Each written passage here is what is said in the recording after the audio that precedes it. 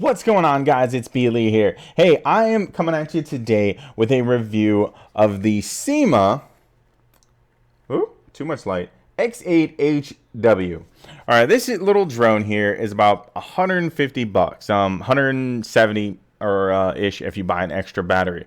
You can actually get the batteries on Amazon for about 14 bucks a piece. There's a set of two for $28-30, which is better than the $20. But I wanted it from the supplier I bought it from here. I didn't buy it online. So knowing you can get better deals online, go out there and check that out if you want to get a backup battery, which you do because you want extra fly time. It's what everybody wants. You want extra fly time so you can go out, have more fun with the toy you just got. So here's this. All right. This one comes with a gold finish. I'm gonna paint the thing blue because I don't like gold like at all. Here's the bottom where the mount is, which you can obviously see. I have the screen that I'm using as my little camera holder, so it's making everything really bright. All right, so this mount is okay, but I wish it had some type of universal mount so that you could attach your GoPro directly. You could attach what I use is the intova, which is just like a GoPro, a little bit heavier, a little bit more rugged looking. I wish you could do it so you could attach that directly. So what I want to talk about first is this little camera that it came with. Right, so this camera only works when it's plugged in. This is a Wi-Fi camera. It's 1 megapixel video camera. All right, so that's not a bad thing.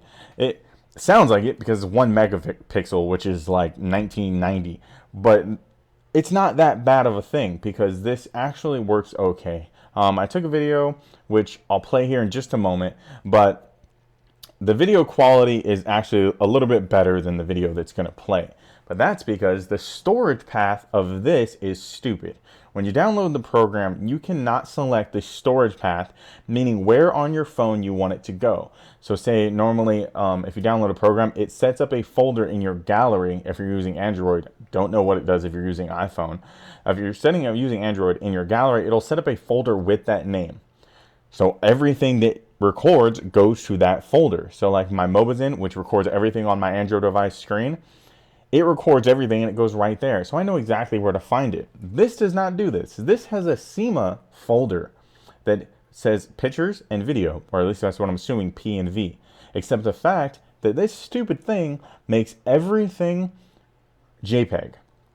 So no matter whether it's in the P or the V folder, it's JPEG. So you don't actually have a video. And then I can go into the app itself and you can find, you can play the video, which is what you'll see here, but you can't really go anywhere else. All right, so with that being said, let's roll what the stock footage looks like. Boom. All right, so this is the stock camera. This is the camera that is 1 megapixel video. You can see that it's kind of lagging. It is a Wi-Fi camera. It's not bad, but it's not good really either. Since the Wi-Fi is there, it is a little laggy. It's really laggy at times, and then certain times it was flawless and it was moving perfectly as it should.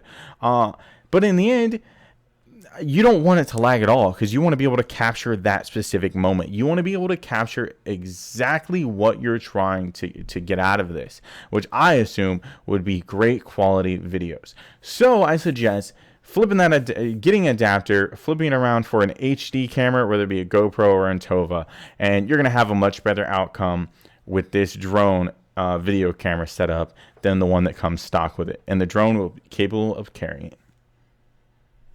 Now we're back. All right. I didn't really care for it. I thought it was okay. If it didn't lag as much, I probably wouldn't have as much problem with it.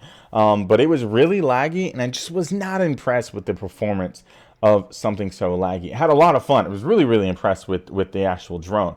The drone flies great.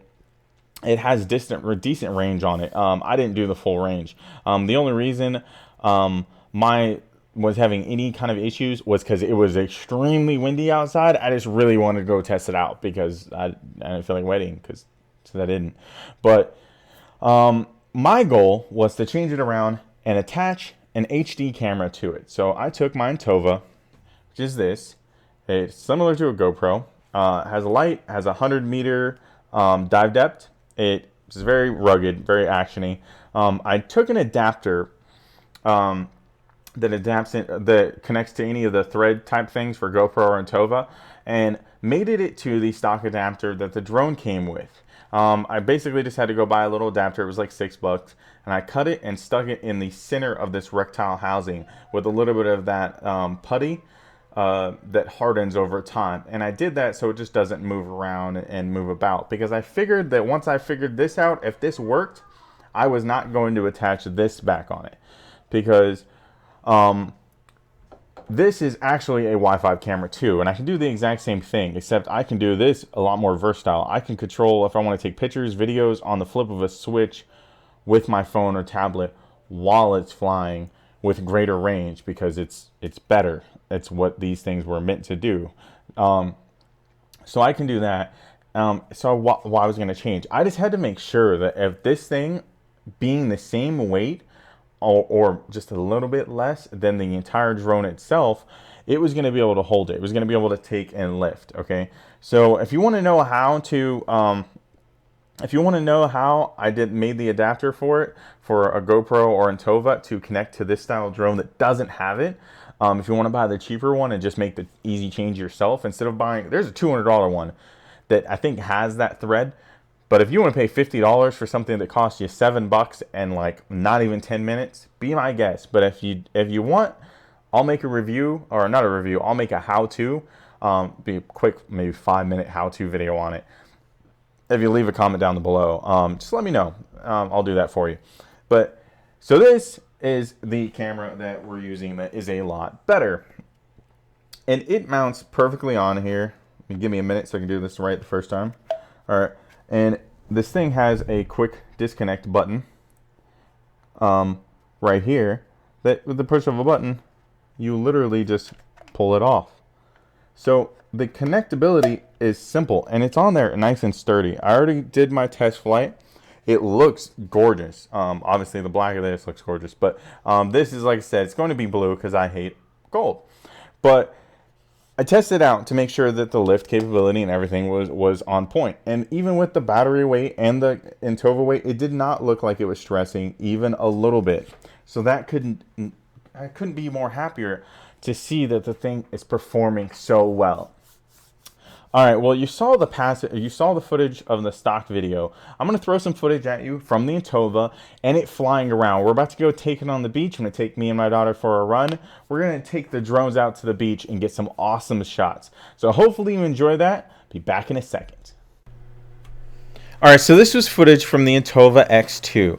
I replaced the stock camera with this camera for a better quality, because the stock camera only comes with a 1 megapixel video camera. As you can see with the previous footage, it just wasn't that great, and it was really laggy. What was fun about this, I actually had my daughter watching the stream on my tablet with the Intova app. So the exact same thing as you would do with the SYMA app. Although, shitty enough, the range is about the same. The range is just not very good with Wi-Fi. You're really not going to get much further than this, actually being able to view, you know, without the lag or without the irritation. But the actual quality of the video obviously does not lag at all, because it's a normal video camera. It's a standalone. It doesn't require the use of the actual drone to power it. So all in all, I would say the video quality is good. The connection is good. The flight was not hindered at all by the Intova weighing it down, even though the Intova weighs pretty much just as much as the drone itself. I would say all in all, it was a really, really good flight.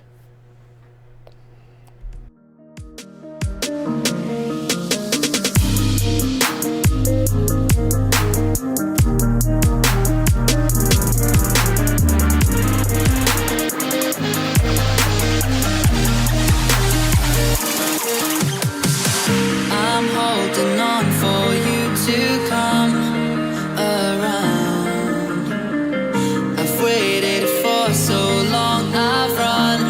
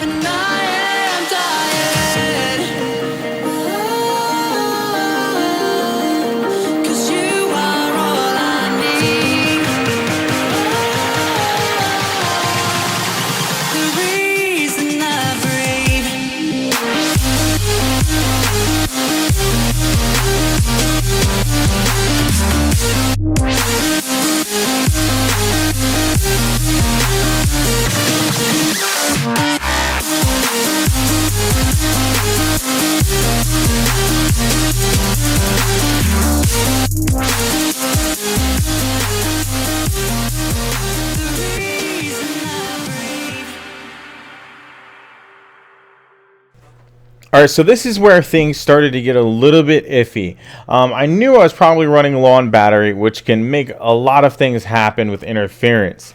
I actually dunked the damn thing. I didn't think that that was going to happen, but I was beyond impressed when it recovered so quickly, came right out of the water, and continued its flight.